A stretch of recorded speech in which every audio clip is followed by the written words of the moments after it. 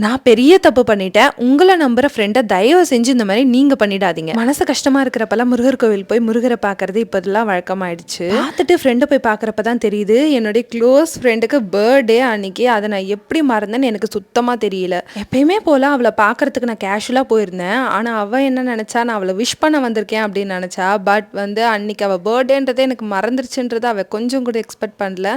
But அவ கொஞ்சம் கூட ஹர்ட் ஆகாம என்னோட சிச்சுவேஷன புரிஞ்சுகிட்டு, ஓகே நீ இருந்த ஒர்க் ப்ரெஷரில் மறந்துருக்க, அதில் என்ன இருக்குது அப்படின்னு அவ்வளோ அண்டர்ஸ்டாண்டிங்காக புரிஞ்சுட்டா. இந்த மாதிரி ஒரு பெஸ்ட் ஃப்ரெண்ட் கிடைக்கிறதுக்குலாம் நம்ம கொடுத்து வச்சிருக்கணும். ஆனால் அவள் எவ்வளோ ஒர்க் இருந்தாலும் என்னோட பர்த்டேக்கு கரெக்டாக 12 மணிக்கு விஷ் பண்ணிடுவா. ஈவன் அவள் ப்ரெக்னென்ட் டைம்ஸில் கூட அதை அவள் மறந்ததே கிடையாது. She is my friend. So இவளுக்கு சர்ப்ரைஸாக கேக் கொண்டு வாங்க அப்படின்னு சொல்லிட்டு நான் கடைக்கு போயிட்டு ஆர்டர் பண்ணி ரெஸ்டாரண்ட்டில் கொடுத்து வச்சுருந்தேன். பட் அவங்க அப்படியே எடுத்துகிட்டு வந்துட்டாங்க. அது பெரிய சர்ப்ரைஸ் ஆயிடுச்சு அப்படின்னு சொல்லிட்டு பயங்கரமாக கலாய்ச்சிட்டு கேக் கட் பண்ணிட்டு இருந்தோம். கேக்கை கட் பண்ணுறதுக்கு முன்னாடியே அந்த சாக்லேட் டாப்பிங்ஸை அவங்க ஹஸ்பண்டு, பாப்பா, நானுன்னு சொல்லிட்டு எல்லாருமே லைனாக எடுக்க ஆரம்பிச்சிட்டோம். கடைசி வரைக்கும் அவளை கேக் கட் பண்ணவே விடலை. உங்கள் கேங்கில் இந்த மாதிரி யாராச்சும் இருந்தாங்க அப்படின்னா கமெண்ட் செக்ஷனில் அவங்களுடைய நேமை போட்டு விடுங்க. கேக் கட் பண்ணுறதுக்கு முன்னாடி அந்த சாக்லேட் டாப்பிங்ஸ்க்கு உயிரியே கொடுக்குற ஃப்ரெண்ட்ஸ். கேக்லலாம் இல்லாத டேஸ்ட் அந்த சாக்லேட் டாப்பிங்ஸில் தான் இருக்கும். சண்டை போட்டு எல்லாத்தையுமே நாங்கள் காலி பண்ணிட்டு இருந்தோம்.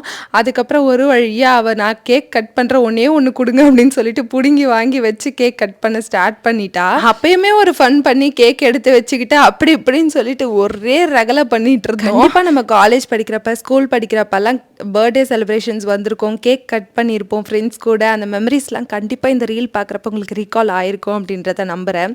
ஸோ கேக் கட் பண்ண உடனே பாப்பா பாருங்க, அவளே அழகாக கேக் எடுத்து சாப்பிட்றா.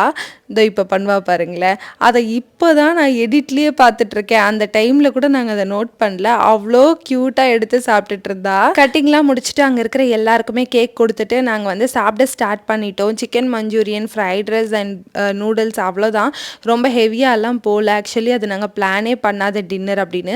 பாப்பாவுக்கு நாங்கள் அங்கே அழுக்கு இருக்குது அப்படின்னு சொன்ன உடனே அவள் டிஷ்யூ எடுத்து அவளே தொடச்சிக்கிறா. ஸோ இந்த மாதிரியெல்லாம் என் ஃப்ரெண்ட் அழகாக ட்ரைனிங் பண்ணி வச்சுருக்கா பாப்பாவை. இந்த மாதிரி குழந்தைங்களுக்கு சின்ன வயசுலேருந்து சொல்லி கொடுத்தா தான் பெரியது நல்லா வரும். உங்கள் ஃப்ரெண்டை நீங்கள் மிஸ் பண்ணுறதா இருந்தால் ரெட் கலர் ஹேட்டை போடு.